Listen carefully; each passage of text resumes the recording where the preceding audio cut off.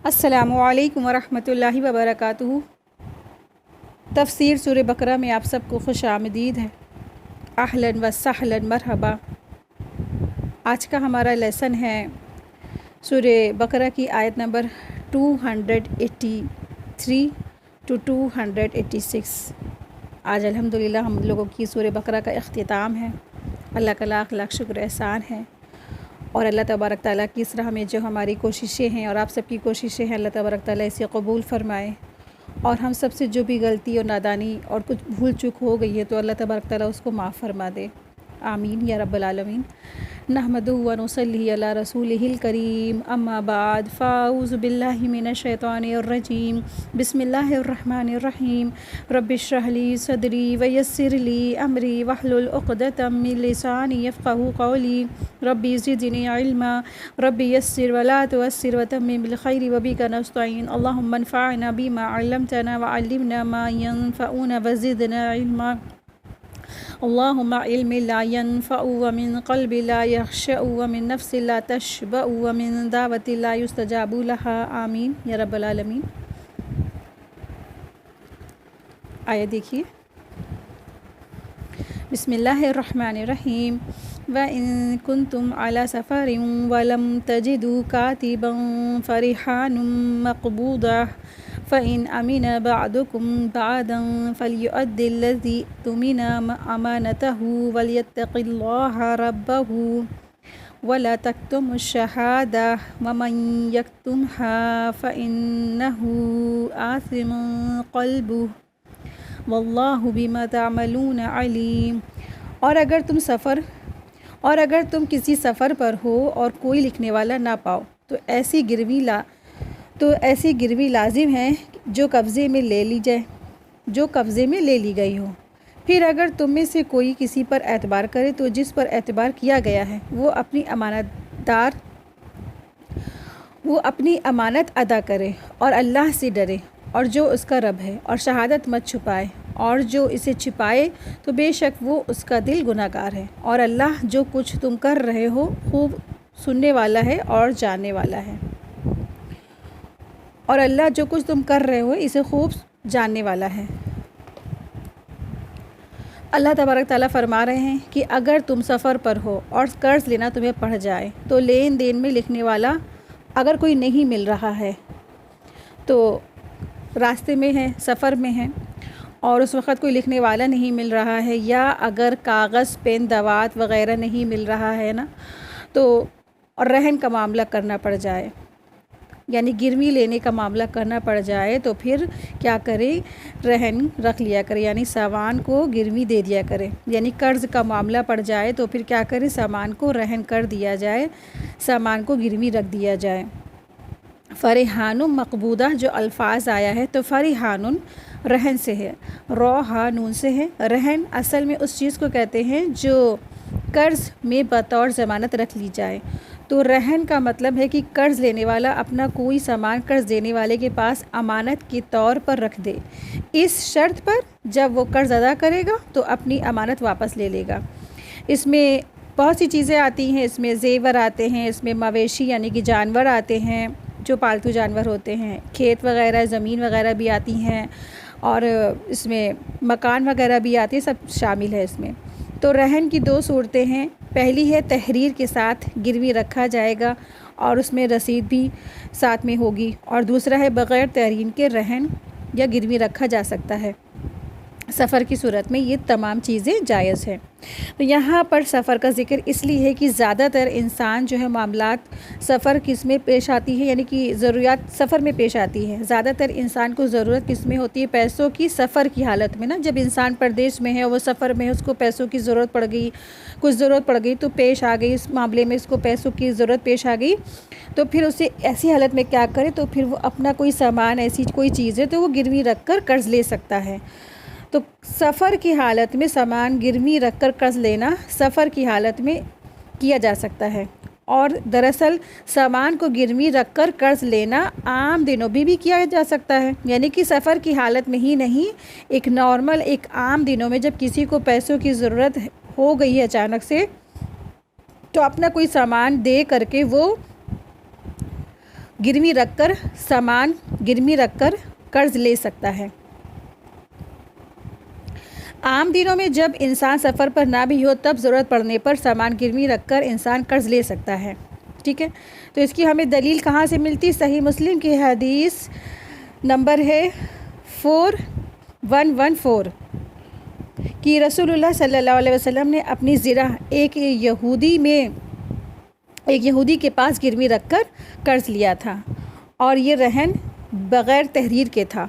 ठीक है, तो ये सही मुस्लिम की हदीस में ऐसा आया है। तो इसी के पता चलता है कि हम या कोई भी शख्स जो है वो कर्ज ले सकता है अपने कोई भी सामान गिरवी रखकर, और बग़ैर तहरीर के भी लिया जा सकता है, ये किया जा सकता है रहन।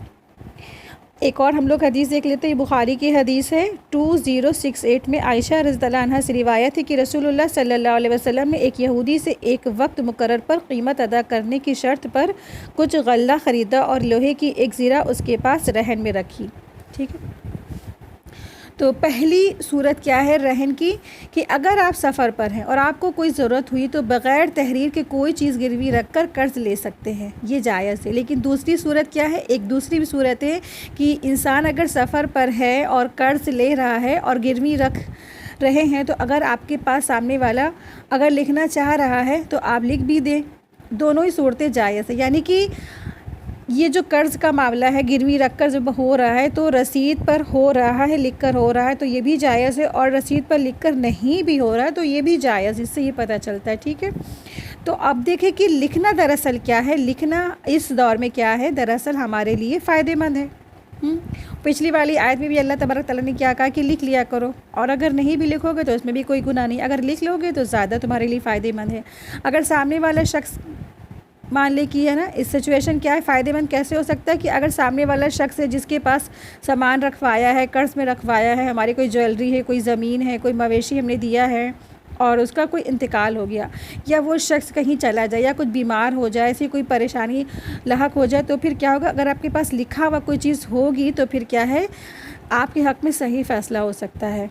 तो जो भी चीज़ गिरवी रखी गई है ना, तो जो कर्ज़ दे रहा है, तो जो कर्ज़ देने वाला है उसको जो भी कर्ज़ दिया गया है और बतौर रहन कोई सामान उसने गिरवी रख भी लिया है, तो अब दरअसल ये सामान क्या है, उसके पास एक अमानत है।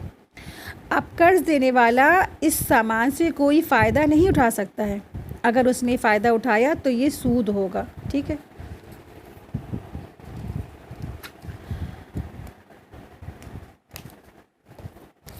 यानी जब कर्ज़ ले लिया और चीज़ गिरवी रख दी तो वो गिरवी रखी हुई चीज़ क्या है, मालिक की अमानत है, उससे वो फ़ायदा नहीं उठा सकता। अगर उसने उससे फ़ायदा उठाया तो फिर वो क्या है, वो सूद होगा। सिर्फ़ और सिर्फ मवेशी जो होते हैं उससे काम ले सकते हैं। ठीक है, क्योंकि इंसान उसको ना उससे चारा भी खिलाएगा, उसको भूखा तो नहीं मार देगा। गिरवी लिया है तो इसका मतलब ये नहीं कि मवेशी को इंसान कुछ खाने पीने को न डाले, उसको चारा घास वगैरह खिलाएगा, उसका जो है लीद भी साफ़ करेगा, है ना। उसके साथ कितने ज़्यादा जो होते हैं काम बढ़ जाते हैं इंसान के।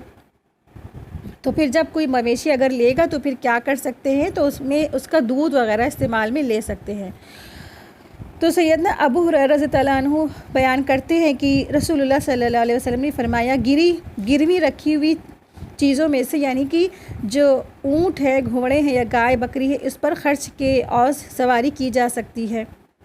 और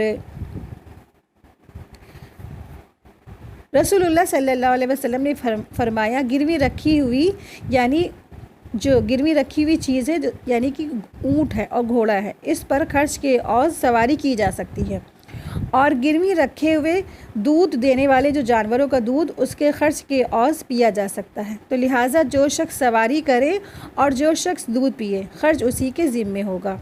ठीक है, यानी अगर किसी के पास गिरवी रखा गया है वो जानवर, यानी इतना बड़ा है कि उसके ऊपर सवारी की जा सकती है, तो उस पर वो सवारी भी कर सकता है। या अगर दूध देने वाले जानवर है तो उसका दूध भी क्या हो सकता है, इस्तेमाल में वो ले सकता है। ये फ़ायदा दरअसल इसलिए उठा सकता है कि जिसने गिरवी रखा है ना, वो शख्स जानवरों को चारा भूसा भी खिला रहा है, उसकी देख रेख कर रहा है, उसकी देखभाल कर रहा है, उसका इसमें माल खर्च हो रहा है, तो ये जायज़ है।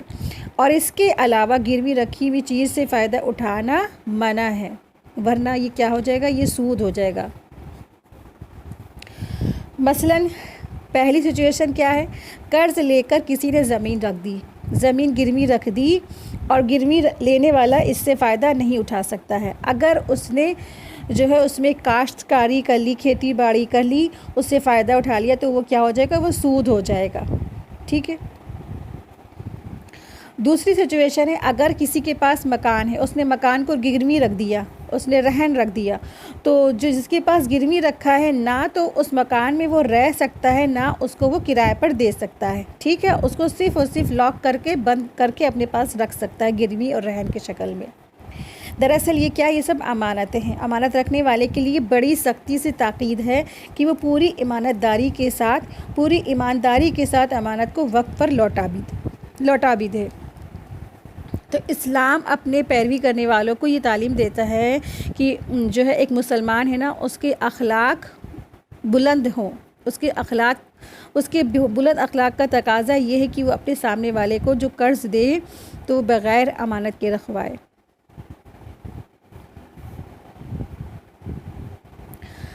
तो यहाँ पे हमें अल्लाह सुब्हानहू व तआला अहकाम बताते हैं कि कर्ज़ की जो लेन देन है उसमें हमें ख़ास अहकाम बताए गए हैं।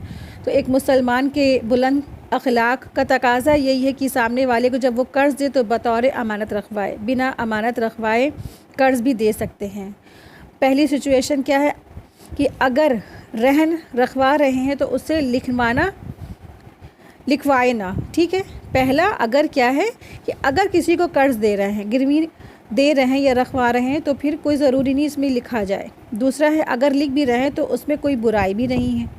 तीसरा ये है कि जो चीज़ रहन रखवाई गई है तो उसका जो नफ़ा है और नुकसान है उसका ज़िम्मेदार सिर्फ उसका मालिक होगा। ठीक है, मिसाल के तौर पर पहली क्या मिसाल है कि एक शख्स ने अपनी एक बकरी रहन रखवाई, दूसरे शख्स ने जिसके बदले में उसने कर्ज़ ले लिया है ना, और वो दूसरे शख्स के पास है, लेकिन कुछ दिनों के बाद अब वो बकरी मर गई, तो कर्ज़ लेने वाला यानी जो असल मालिक है ना उसी का ये नुकसान होगा, और जिसके पास गिरवी रखी गई है उसका नुकसान नहीं होगा, क्योंकि वो तो अमानत थी ना, अमानत में फ़ायदा और नुकसान भी हो सकता है। इसी तरह से दूसरा एग्ज़ाम्पल क्या है, अगर उसने बकरी को गिरवी रखा, जो रहन रखने वाला है, गिरवी रखने वाला जो शख्स है, जो मालिक है, उसने अपनी चीज़ गिरवी रखी किसके पास, जो कर्ज़ दे रहा है उसके पास। अब अगर उस बकरी ने बच्चा दे दिया, कहाँ, जब वो गिरवी रखी हुई थी, तो ये जब बच्चा होगा तो अपना असल उसका जो मालिक है उसी का होगा। तो जिसने अपनी बकरी गिरवी रखी थी तो ये जो बच्चा है, बकरी का जो बच्चा है, उसका मालिक गिरवी जिसने रखी है बकरी उसका होगा, अपने मालिक का ही होगा। तो उसका जो बकरी का हकीकी मालिक है उसी बकरी के बच्चे का वो भी मालिक होगा। तीसरी सिचुएशन ये है कि जो चीज़ बतौर अमानत रखवाई जाए उससे सामने वाला कोई भी फ़ायदा नहीं उठा सकता है, सिवाय जो भी आप लोगों को बताया ना कि अगर कोई जानवर है उसको चारा भूसा दे रहा है तो दूध दूह सकता है, या अगर जो ऊँट और घोड़े हैं तो उस पर वो सवार करके इस्तेमाल कर सकता है, बाकी इसके अलावा किसी चीज़ में भी वो फ़ायदा नहीं उठा सकता है। तो ये बात हमारे यहाँ ख़ास तौर से हमें याद रखनी चाहिए। अब हमारे यहाँ क्या होता है कि अगर किसी ने ज़ेवरात रखवा दिए हैं, रहन रखवा दिए हैं ना, और फिर गिरवी रखे हुए हैं, तो उसने अब किसी की मजबूरी हुई, उसने पैसों की ज़रूरत हुई तो अपने आस पड़ोस में जाने वाले के किसी को, अपने रिश्तेदारों को किसी को उसने गिरवी रख दिया, तो फिर वो क्या करने लगते हैं, उसी के ज़ेवरातों को इस्तेमाल करने लगते हैं, पहनते हैं और कहते हैं कि चूँकि अब जो है ना ये हमारे पास है, लिहाजा हम तो इसे पहन सकते हैं, इसको इस्तेमाल कर सकते हैं। अगर आपने इस्तेमाल किया ना, यानी कि जिसने इस्तेमाल किया, तो फिर दरअसल क्या, ये इस्तेमाल करना क्या होता है, ये एक सूद होता है, यानी कि उसने एक सूद ले लिया, सूद की शक्ल है ये सब। तो किसी की कोई अमानत रखाई गई है तो उसको इस्तेमाल नहीं करना है। हमारे माशरे में ख़ास करके औरतें जो अपना गोल्ड का ज्वेलरी होती ना, वो सुनारों के यहाँ रखवाने जाती हैं, और वो सुनार क्या करते हैं, बदले में कर्ज़ तो देते हैं, लेकिन हर महीने जो है एक किश्त, जिसे कहते हैं ब्याज की किश्त होती ना, वो ब्याज लेता है, और जो एक्स्ट्रा की वो होती है, यानी कि उसको असल कर्ज़ तो देना ही है ही, साथ में एक अलग किश्त तैयार होने लगती है जिसे सूद कहा जाता है, ब्याज कहते हैं, और ये भी क्या है, दरअसल ये सूद कहलाता है। तो ये भी जायज़ नहीं है। तो इन सब तमाम चीज़ों से हमें बचने की ज़रूरत है। फ़इन अमीना बादकुम बादा फ़लियुअद्दिल लज़ी तुमिन अमानतहु, यानी कर्ज़दार का कर्ज़ अदा कर दे। मतलब ये कि अगर कोई शख्स कर्ज़ लेने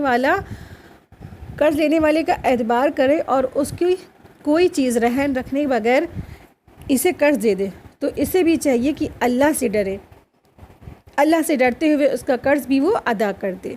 यानी बगैर किसी रसीद के, बगैर किसी गवाह के अगर उसने कोई चीज़ रखी है तो अल्लाह से डरते हुए उसका वो कर्ज़ भी वो अदा कर दे। सैयदना अबू हुरैरा रज़ियल्लाहु अन्हु बयान करते हैं कि रसूलुल्लाह सल्लल्लाहु अलैहि वसल्लम ने फरमाया, इस शख्स को अमानत वापस करो जिसने तुम्हारे पास अमानत रखी है, जिसने तुम्हारे पास अमानत रखी है, और जिसने तुमसे खयानत की है तो उससे खयानत भी तुम ना करो। ये अबू दाऊद की हदीस है।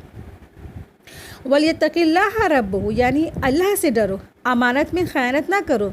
ख़यानत करना बहुत बड़ा गुनाह है। सूरह आले इमरान आयत 161 में अल्लाह सुब्हानहू तआला फरमाते हैं, और जो ख़यानत करेगा क़यामत के दिन लेकर आएगा जो उसने ख़यानत की है, फिर हर शख्स को पूरा पूरा दिया जाएगा जो उसने कमाया है, और उन पर जुल्म नहीं किया जाएगा। यानी जिसने ख़यानत की है तो वो उस दिन ख़यानत की हुई चीज़ को अपने साथ लेकर आएगा। वला तक्तुमुश शहादा, गवाही का छिपाना कबीरा गुनाह है।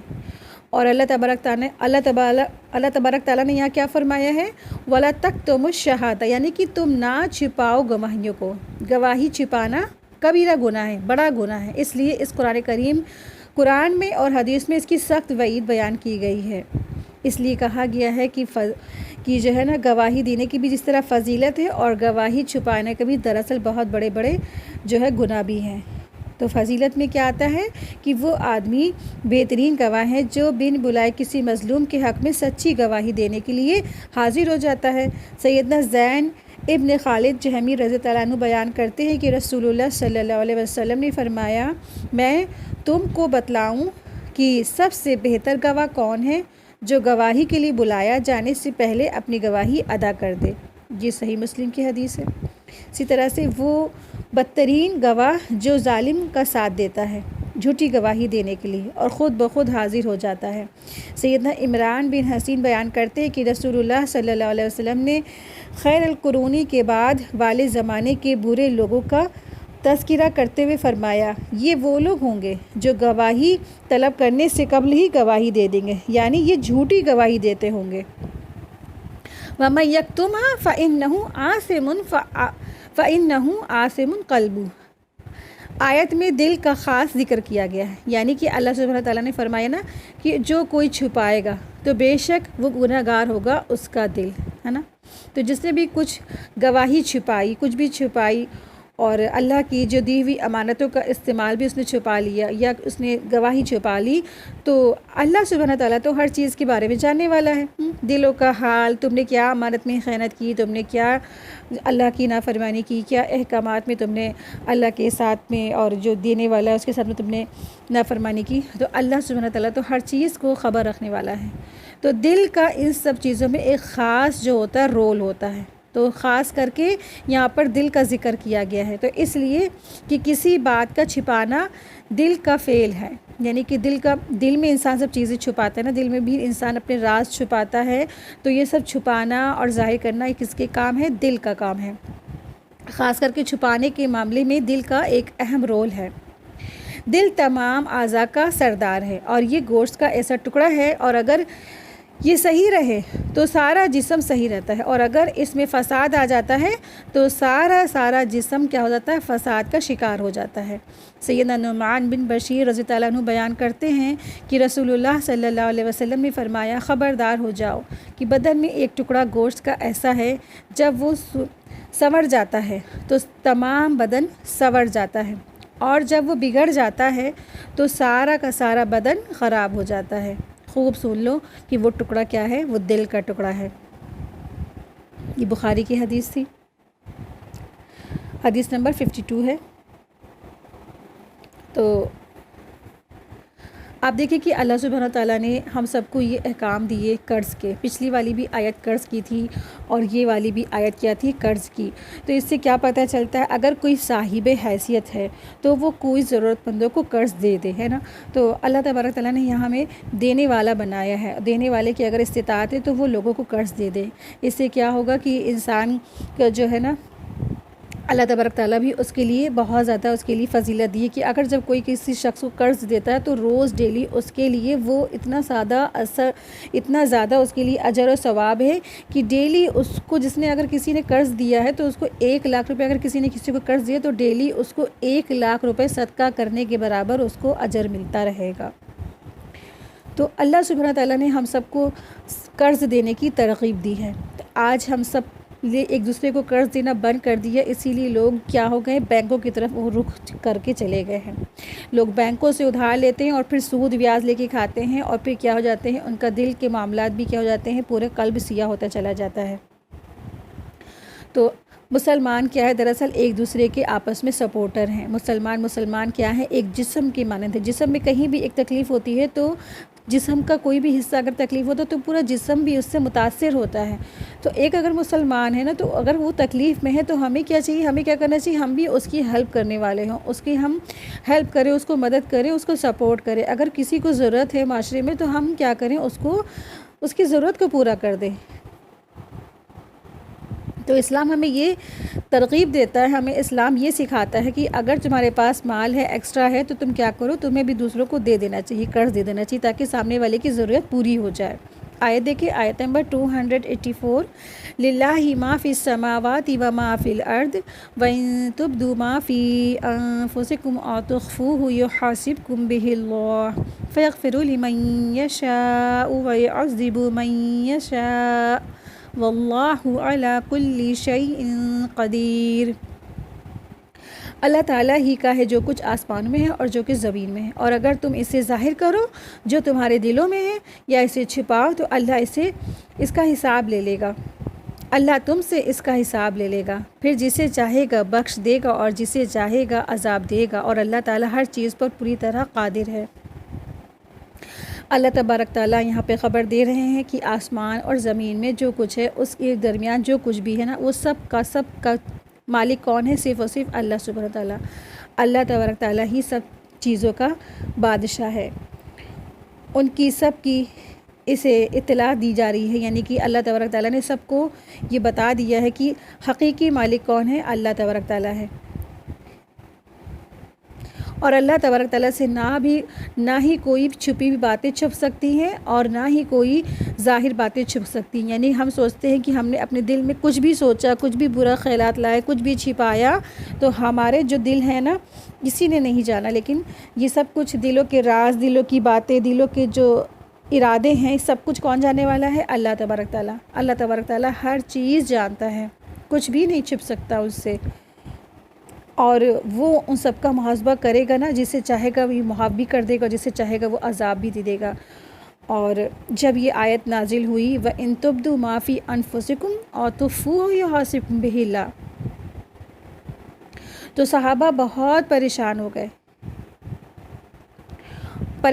گئے اور جو ہے کہتے ہیں کہ سیدنا ابو ہریرہ رضی اللہ عنہ روایت کرتے ہیں کہ جب رسول اللہ صلی اللہ علیہ وسلم پر یہ آیت نازل ہوئی کہ للہ ما فی السماوات و ما فی الارض، اور وَإِن تُبْدُوا مَا فِي أَنفُسِكُمْ أَوْ تُخْفُوهُ يُحَاسِبْكُم بِهِ اللَّهُ، تو صحابہ رضی اللہ عنہم بہت زیادہ پریشان ہو گئے اور ان پر بہت گرا گزری، اور وہ رسول اللہ صلی اللہ علیہ وسلم کی خدمت میں حاضر ہوئے اور دوزانوں بیٹھ کر عرض کرنے لگے، اے اللہ کے رسول، ہم نماز، روزہ، جہاد، صدقہ جیسے اعمال کا حکم دیا گیا، جن کی ہم میں طاقت تھی، اور آپ پر یہ آیت نازل ہوئی، یعنی کہ جب ہے نا، آپ نے جب ہمیں یہ جب حکم ملا، نماز، روزہ، جہاد، صدقہ جیسے اعمال کا حکم دیا گیا، جن کی ہمارے اندر طاقت تھی، ہم اس کو بجا لاتے تھے، لیکن اب کیا ہو گیا، اب ہم پر یہ آیت نازل ہو گئی اور ہم میں اس کی طاقت ہی نہیں ہے۔ یعنی کہ جو اللہ نے دلوں کی جو ہے آنے والے وسوسے ہیں نا، اس کی بھی پکڑ ہوگی۔ اس سے یہ پتہ چلتا ہے کہ اگر دلوں میں انسان نے کچھ بھی سوچا، کچھ بھی اس میں وسوسے آئے، تو اللہ تبارک تعالیٰ اس کی بھی محاسبہ کرے گا نا، اور تخفوہ یحاسبکم بہ اللہ، کہ اگر تم نے کچھ چھپایا نا تو اللہ تعالیٰ تم سے حساب لے گا، تمہارا محاسبہ کرے گا۔ تو اس سے جو ہے صحابہ بہت ڈر گئے، بہت پریشان ہو گئے اور وہ بے چین ہو اٹھے۔ تو رسول اللہ صلی اللہ علیہ وسلم نے فرمایا، کیا تم یہ چاہتے ہو کہ اس طرح کہو کہ جس طرح پہلے کے جو ہے دونوں کتاب، یعنی کہ تورات اور انجیل والوں نے کہا تھا کہ سمعنا وعصینا، سنا ہم نے اور نافرمانی کی ہم نے، ہم نے سنا اور نافرمانی کی، بلکہ تم نا یہ کہو سمیعنا واطعنا غفرانک ربنا والیک المصیر، ہم نے سنا اور ہم نے اطاعت کی، تیری بخشش ہم مانگتے ہیں اے رب ہمارے رب، اور تو ہماری جو ہے اور ہم تیرے ہی طرف لوٹ کر جانے والے ہیں۔ جب صحابہ رضی اللہ عنہم نے اس کا اقرار کر لیا اور یہ الفاظ ان کی زبانوں پر رواں ہو گئے، تو اللہ تبارک تعالیٰ نے اس موقع پر یہ آیت نازل فرمائی، آمن الرسول بما انزل الیہ من ربہ والمؤمنون کل آمن باللہ وملائکتہ وکتبہ۔ جب صحابہ نے اس طرح کیا تو اللہ تعالیٰ نے اس پہلی آیت کو منسوخ کر دیا، اور اس پہلی آیت کو منسوخ کر کے یہ آیت نازل فرمائی، لا یکلف اللہ نفسا الا وسعہا لہا ما کسبت وعلیہا ما اکتسبت۔ سورہ بقرہ کی آیت نمبر 286 میں یہ آیت ہے۔ اللہ تعالیٰ کسی جان کو تکلیف نہیں دیتا مگر اس کی گنجائش کے مطابق، اس لیے کہ جو اس نے نیکی کمائی ہے اور اس پر جو اس نے گناہ کمایا ہے۔ یہ مسند احمد کی حدیث تھی۔ سیدنا ابو ہریرہ رضی اللہ عنہ بیان کرتے ہیں کہ رسول اللہ صلی اللہ علیہ وسلم نے فرمایا، اللہ تعالیٰ نے میری امت کے دلوں میں آنے والے خیالات کو معاف فرما دیا ہے جب تک وہ عمل نہ کرے یا کلام نہ کرے۔ یہ بخاری کی حدیث تھی 5269۔ سیدنا ابو ہریرہ رضی اللہ عنہ سے روایت ہے کہ رسول اللہ صلی اللہ علیہ وسلم نے فرمایا، اللہ تعالیٰ نے معاف فرمایا، اللہ تعالیٰ نے فرمایا کہ اے میرے بندہ، جب کسی برائی کا ارادہ کرے نا تو اس کے نامہ اعمال میں نہ لکھو، اور اگر وہ اس کے مطابق عمل کر لے تو صرف اور صرف ایک برائی لکھ لو، اور جب وہ بندہ کوئی ایک نیکی کا محض ارادہ کرے اور ابھی اس نے کیا بھی نہیں ہے تو پھر اسے ایک نیکی لکھ دیا کرو، اور اگر اس نیکی کے وہ کر لے تو اس کے لیے 10 نیکی لکھ دو۔ سبحان اللہ، اللہ اکبر۔ یہ ہمارا رب ہے، یہ اللہ سبحانہ تعالیٰ کی شان ہے کہ جب بندہ برائی بھی نہیں کرتا ہے اور جو ہے صرف برائی کے بارے میں سوچتا ہے، صرف برائی کرتا نہیں، صرف سوچتا ہے، تو اللہ تبارک تعالیٰ نے کیا کہا ہے کہ ابھی کچھ مت لکھو۔ جب وہ برائی کر لیتا ہے تو پھر کیا ہوتا ہے، اس کے لیے صرف اور صرف ایک گناہ لکھا جاتا ہے، لیکن جب بندہ نیکی نہیں کرتا ہے، صرف نیکی کا ارادہ کرتا ہے تو اس کے لیے اس کا اجر لکھ دیا جاتا ہے، ایک نیکی لکھ دی جاتی ہے، لیکن جب وہ نیکی وہ کر لیتا ہے، کمپلیٹ کر لیتا ہے، تو اس کے لیے 10 نیکیاں لکھ دی جاتی ہیں۔ کیسا غفور الرحیم ہے ہمارا رب۔ آپ سوچیں کہ صحابہ تھے نا، پریشان ہو گئے تھے، اور صحابہ کی پریشانی ہماری امت کے لیے کیا ہوئی، بہت بڑی نعمت بن گئی۔ اگر آج خدا نخواستہ ہمارے وسوسوں پر، ہمارے خیالات پر، ہمارے ارادوں پر پکڑ ہوتی تو کوئی جنت میں نہیں جا سکتا تھا، کوئی جنت میں جا ہی نہیں سکتا تھا۔ تو بہت بہت لاکھوں لاکھوں کروڑوں درود و سلام ہوں، اللہ تعالیٰ ان کے درجات بلند کرے آپ صلی اللہ علیہ وسلم پر اور صحابہ پر، جنہوں نے اتنی فکر کی اور یہ آیت نازل ہوئی۔ اللہ تبارک تعالیٰ کا شکر احسان ہے۔ چلے آئے دیکھیں آیت نمبر 285۔ آمن الرسول بما انزل الیہ من ربہ والمؤمنون کل آمن باللہ وملائکتہ وکتبہ ورسولہ لا نفرق بین احد من رسولہ وقالوا سمعنا واطعنا غفرانک ربنا والیک المصیر لا یکلف اللہ نفسا الا وسعہا لہا ما کسبت وعلیہا ما اکتسبت ربنا لا تؤاخذنا ان نسینا او اخطأنا ربنا ولا تحمل علینا اصرا کما حملته علی الذین من قبلنا ربنا ولا تحملنا ما لا طاقة لنا به واعف عنا واغفر لنا وارحمنا انت مولانا فانصرنا على القوم الکافرین۔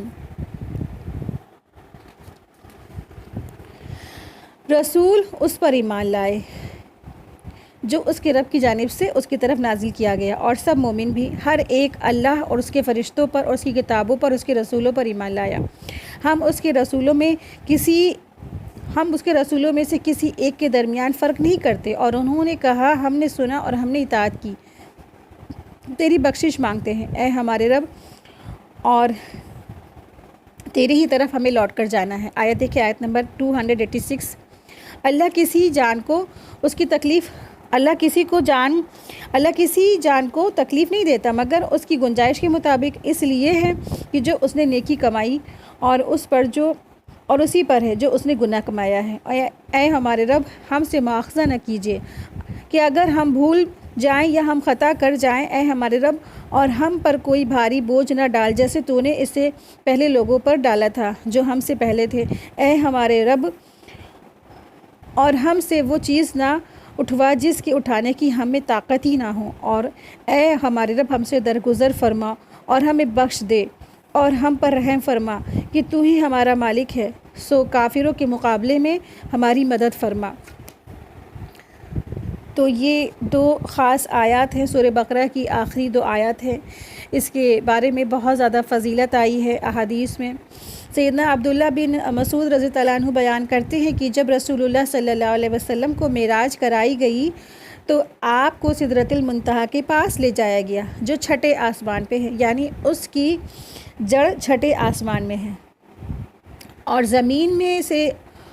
زمین سے اوپر جانے والی چیزیں یہیں پہنچتی ہیں، یعنی سب چھٹے آسمان پہ پہنچتے ہیں، پھر ان کو قبضے میں لے لیا جاتا ہے، اور پھر اوپر سے جو کچھ زمین پر آتا ہے وہ بھی یہیں سے یہاں تک پہنچتا ہے، پھر اس کو وہاں سے لے جایا جاتا ہے۔ فرمایا اذ یغشی السدرۃ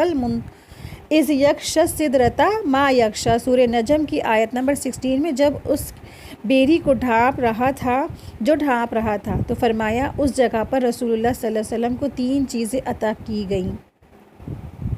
اس جگہ پر رسول اللہ صلی اللہ علیہ وسلم کو 3 چیزیں عطا فرمائی گئیں۔ 5 نمازیں، پہلی تھی 5 نمازیں، دوسرا تھی سورہ بقرہ کی آخری 2 آیتیں، اور تیسری چیز تھی کہ آپ صلی اللہ علیہ وسلم کی امت میں سے جس شخص نے اگر شرک نہ کیا ہے تو اس کو کیا ہو جائے گا، اللہ تبارک تعالیٰ اس کو معاف کر دیں گے،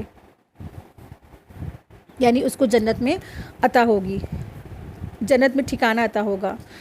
سیدنا ابو مسعود رضی اللہ عنہ بیان کرتے ہیں کہ رسول اللہ صلی اللہ علیہ وسلم نے فرمایا جو شخص رات کو سورہ بقرہ کی آخری 2 آیتیں پڑھ لے تو وہ اس کے لیے کافی ہوں گی۔ یہ بخاری کی حدیث ہے۔ سیدنا عبداللہ بن عباس رضی اللہ عنہ بیان کرتے ہیں کہ ایک روز سیدنا جبریل علیہ السلام رسول اللہ صلی اللہ علیہ وسلم کے پاس بیٹھے ہوئے تھے کہ انہوں نے اپنے اوپر ایک زوردار آواز سنی۔ انہوں نے سر اٹھایا، پھر فرمایا یہ آسمان کا ایک دروازہ ہے جو آج کھولا گیا ہے، آج سے پہلے کبھی نہیں کھولا گیا ہے۔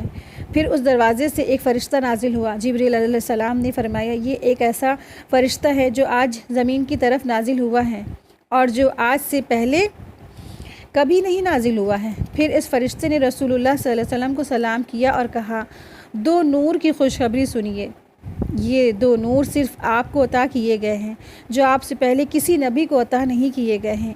ایک نور سورہ فاتحہ ہے اور دوسرا نور سورہ بقرہ کی آخری 2 آیات ہے۔ آپ جب کبھی بھی ان دونوں میں سے کوئی کلمہ تلاوت کریں تو آپ کو مانگی ہوئی جو چیز ہے وہ مل جائے گی، یعنی کہ جب بھی انسان سورہ فاتحہ پڑھتا ہے اور سورہ بقرہ کی آخری 2 آیات پڑھتا ہے، تلاوت کرتا ہے، اس کے بعد کوئی دعا کرے تو اس کی دعا ضرور انشاءاللہ قبول کی جائے گی۔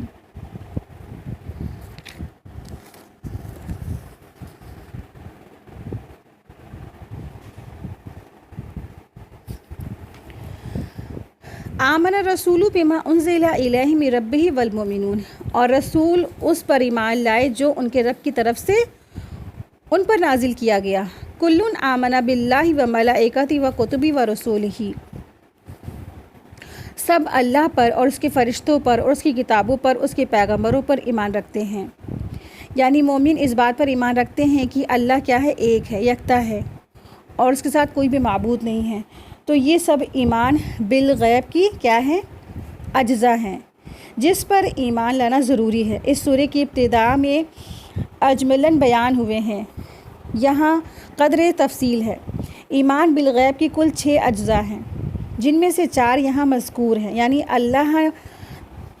اللہ پر، اس کے فرشتوں پر اور اس کی کتابوں پر، اس کے رسولوں پر، اور جو یہاں مذکور نہیں ہے وہ کیا ہے بلکہ دوسرے مقامات پر مذکور ہیں، وہ ہیں روز آخرت پر ایمان، اور اس بات پر ایمان کی ہر طرح کی بھلائی اور برائی صرف اور صرف اللہ ہی کی طرف سے ہوئی ہے، اور یہ سب یعنی کہ قسمت پر ایمان، تقدیر پر ایمان، اور یہ سب اشیاء ایسی چیزیں ہیں اور یہ سب اشیاء ایسی ہیں جن کا ادراک حواس 5 سے ناممکن ہے اور وہ انسان کی نظروں سے اوجھل رہتی ہیں۔ ان میں سے کتابیں اور رسول انسانوں کو نظر تو آتے ہیں، لیکن اس یقین کا انسان کے پاس کوئی ذریعہ نہیں ہے کہ فلاں کتاب فی الواقع اللہ کی طرف سے نازل شدہ ہے۔ ہمارا تو صرف ایمان ہے نا، ہمیں ایسے کوئی بلیو نہیں ہے، کوئی ایسا پکا بلیو نہیں کہ واقعی میں یہ نازل شدہ ہے۔ اگر ہم اس پہ ایمان لے آتے تو یہ کیا ایمان بالغیب ہے۔ اور فلا رسول، واقعی میں رسول ہے اللہ کا، یہ یقین بھی کیا ہے ایسی صورت میں حاصل ہو سکتا ہے جب پہلے سے انسان اللہ پر اور اس کے فرشتوں پر ایمان لائے۔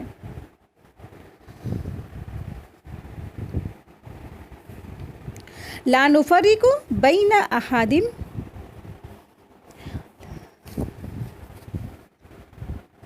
لا نفرق بین احد من رسولی،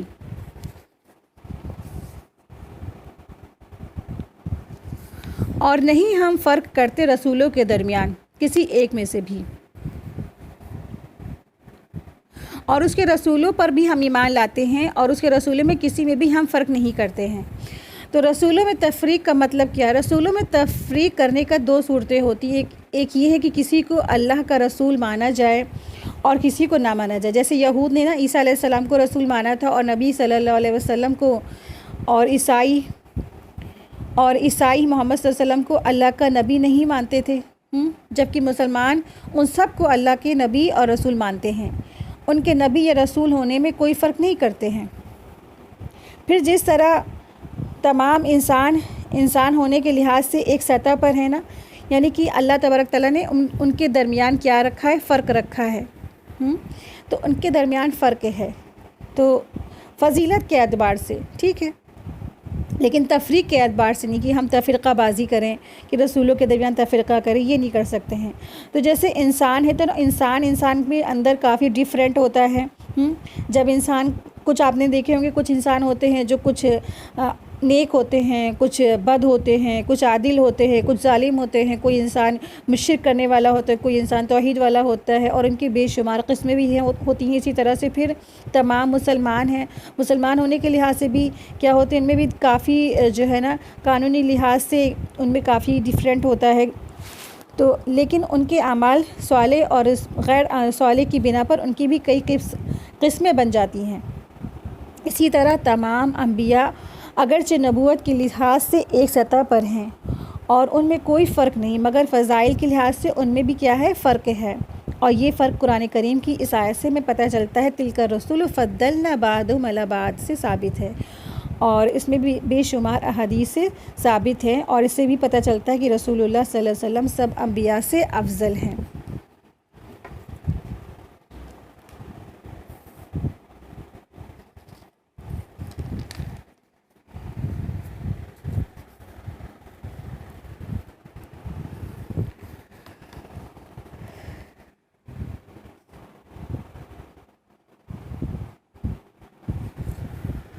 آیت 286 دیکھیں، لا یکلف اللہ نفسا الا وسعہا، یعنی اللہ تعالیٰ کسی کو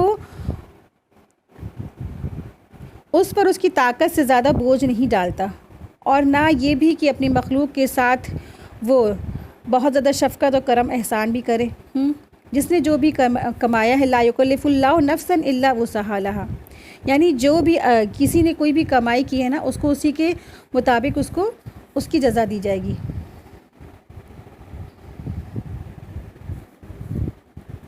اللہ تبارک تعالیٰ کسی کو تکلیف نہیں دیتا سوائے اس کی وسعت کے مطابق، کسی جان کو تکلیف نہیں دیتا سوائے اس کی وسعت کے مطابق۔ تو اس جملے میں اللہ تبارک تعالیٰ نے اپنے قانون، سزا اور جزا کا بیان کیا ہے، یعنی جو کام کسی انسان کی استطاعت سے بڑھ کر ہے ان پر انسان سے باز پرس نہیں ہوگی، ٹھیک ہے، مگر جو کام صرف اور صرف کیا ہے، باز پرس تو اس پر ہوگی جو انسان کے اختیارات استطاعت میں ہے، اور جہاں انسان مجبور ہو جائے کہ وہاں گرفت نہ ہوگی، مگر اس کے اختیارات، استطاعت اور قدرت کا جو فیصلہ ہے نا، انسان کو نہایت نیک نیتی سے کرنا چاہیے، کیونکہ اللہ تبارک تعالیٰ تو دلوں کے راز تک جانتا ہے، یعنی کہ انسان کے اندر جب استطاعت ہے، اس کے اوپر کوئی بوجھ ڈالا گیا، برڈن ڈالا گیا ہے، تو اس کا مطلب وہ کر سکتا ہے۔ جب کوئی آپ دیکھیں ٹیچر کوئی کسی بچے کو بوجھ دیتی ہیں، یعنی کہ ہوم ورک دیتی ہیں، تو ٹیچر جانتی ہیں کہ بچہ کیا اسٹوڈنٹ بریلینٹ ہے اور وہ کر لے جائے گا. اسی طرح اللہ تبارک تعالیٰ دیتے ہیں اس کو، وہ اتنا ہی کام اس کے اوپر برڈن ڈالتے ہیں، وہ جانتے ہیں اللہ تبارک تعالیٰ کہ یہ میرا بندہ کر سکتا ہے. تو اللہ تعالیٰ کسی پر اس کی جان سے زیادہ اس کے اوپر کوئی بوجھ نہیں ڈالتے. لہا ما کسبت علیہا مکتسبت، اچھے کام کرے گا تو اس کو ان کا فائدہ ملے گا، اور برے کام کرے گا تو اسے اس کا ہی نقصان پہنچے گا. تو اللہ تعالیٰ نے اپنے قانون جزا سزا کا یہاں پہ دوسرا بیان کیا ہے، دوسرا کلمہ بیان کیا ہے کہ جو یہ ہے کہ انسان کو وہی کچھ ملے گا جو اس نے خود کمایا ہے، اور اسے وہی ملے گا. اگر وہ اچھے کام کرے گا تو اسے اچھائی ملے گی، اگر اس نے برائی کی ہے تو اسے برائی ملے گی. وہاں اس کو آبا و اجداد یا اس کے حسب نسب یا اس کے آبا و اجداد کا پیر ولی اولیاء ہونا اسے کوئی فائدہ نہیں دے گا، اسے کوئی نفع نہیں دے گا. وہاں تو صرف اور صرف اس کو، ہر شخص کو اپنے ہی عمل کا بدلہ ملے گا. ربنا لا تؤاخذنا ان نسینا او اخطانا، اے ہمارے پروردگار ہم سے بھول چوک میں جو غلطی ہو گئی ہو تو ہم سے مواخذہ نہ کرنا. تو دل میں دراصل یہاں پہ کیا ہے کہ دل میں جو پیدا ہونے والے جو خیالات ہیں نا وہ ہمارے اختیار میں نہیں ہیں، اور ہم کیا ہے اگر وہ ہوتے تو مواخذہ اختیار میں نہیں ہے. یعنی کہ دل میں پیدا ہونے والے خیالات جو ہمارے اپنے اختیار میں ہے ہی نہیں، ہمارے اختیار میں نہیں ہوتے ہیں، ان پر مواخذہ نہ ہوں. اور اس آیت کی روح سے یہ بھی ظاہر ہو رہا ہے کہ اعمال جو بھول چوک سے ہو جاتے ہیں ان سے بھی کیا ہے معافی کی درخواست سکھائی گئی ہے. اور جب دعا قبول کرنے والا ہی یہی دعا سکھا رہا ہو تو پھر کیسا ہے، دعا کی قبولیت میں کیا شک ہو سکتا ہے نا. تو چنانچہ آپ صلی اللہ علیہ وسلم نے بھی فرمایا میری امت سے خطائیں اور نسیان کو معاف کر دیا گیا. یعنی کہ اگر بھول چوک سے انسان، آپ دیکھیں کہ جب انسان روزے کی حالت میں ہوتا ہے، بھولے سے کچھ کھا لیتا ہے تو پھر کیا کرنا ہے، اللہ تبارک تعالیٰ نے اس کو معاف کر دیا ہے. بھول چوک سے روزہ کیا خراب نہیں ہوتا ہے، پھر روزہ کنٹینیو کرنا چاہیے نا. بھول چوک سے کوئی غلطی گناہ ہو جاتی، نادانی ہو جاتی ہے تو اللہ تبارک تعالیٰ اس کو معاف فرما دیتے ہیں. ربنا ولا تحملنا علینا اصرا کما حملت علی الذین من قبلنا، اے ہمارے پروردگار ہم پر ایسا بوجھ نہ ڈال جیسا تو نے ہم سے پہلے لوگوں پر ڈالا تھا. یعنی ہمیں اعمال شاقہ کی تکلیف نہ دینا، خواہ ہمیں ان کی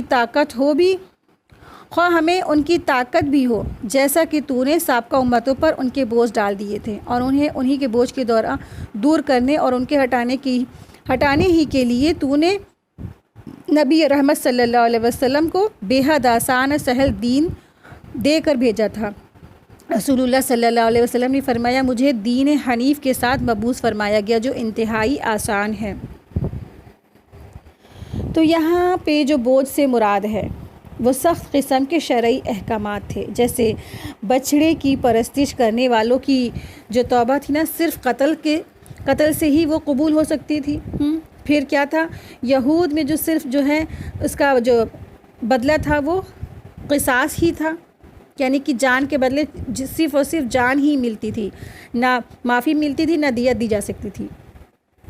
اور پھر کیا ہے، اور پھر زکوٰۃ جو کیا تھا،